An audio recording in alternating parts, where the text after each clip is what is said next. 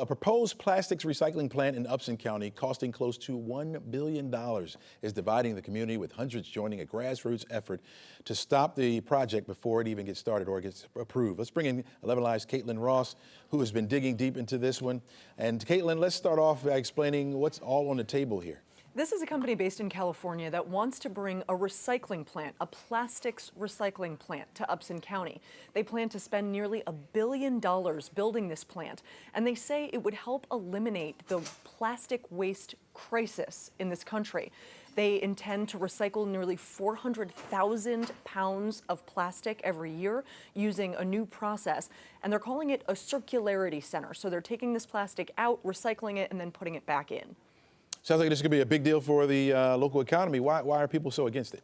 People have a lot of reasons. They're really worried about environmental impacts. They're worried about how this is going to be transported. This is flammable material, and it would be coming in on the county's only railroad track that's really close to a lot of working farms.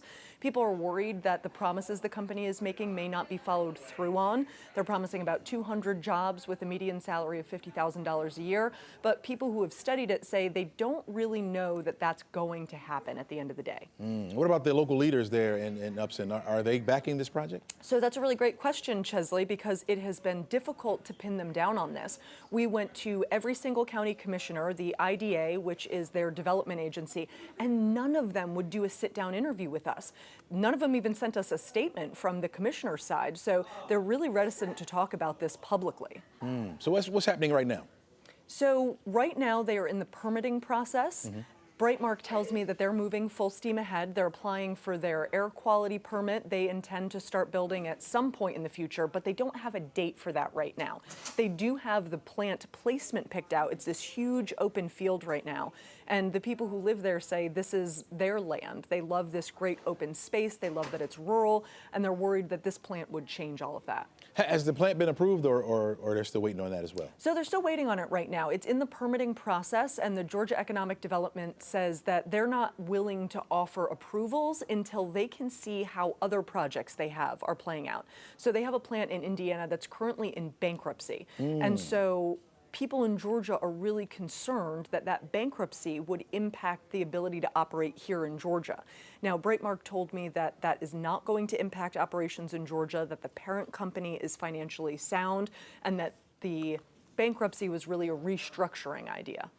So could people be looking at that and saying, okay, well, this company may not deliver on its promises, or they haven't done this over here, so maybe is that part of the angst? That is part of the angst. It's in bankruptcy court right now, and I mean, the filing is like this thick, so all of the people who live in the community are going through it, but they're also pulling their own paperwork. So they're pulling different environmental permits. They're trying to see whether or not the company that operates somewhere else is following those environmental standards, and that's really what it comes down to. They want to protect their land, they want to protect the place that they grew up, and they say they just have not seen the evidence that this company is going to protect their properties. At one of the commissioner meetings, they said, the company said they were learning day by day, like every day they were learning something new. And the people who live in Upson County said, we don't want to be a guinea pig. We don't want you to use our community to learn how to do something that could be really dangerous. Brightmark says that they intend to work with all of the local emergency officials, and that they're going to make sure that their emergency plans are at or above a standard that would make sure they were compliant. But people who live in this rural community say they don't have the resources if there was an emergency. They don't have the firefighters, the ambulances, any of the infrastructure to deal with something that could go wrong on this big of a magnitude. Yeah, it sounds like high stakes for both the company and the community as well, right? It absolutely is high stakes, and right now it's still kind of in process. So we're following this story as it's developing, and we're going to make sure we keep following it. All right, Kaitlyn Ross, really appreciate you being on top of the story. Everything that impacts our environment, we want to know. Yes. All right, thanks so much. Really appreciate it.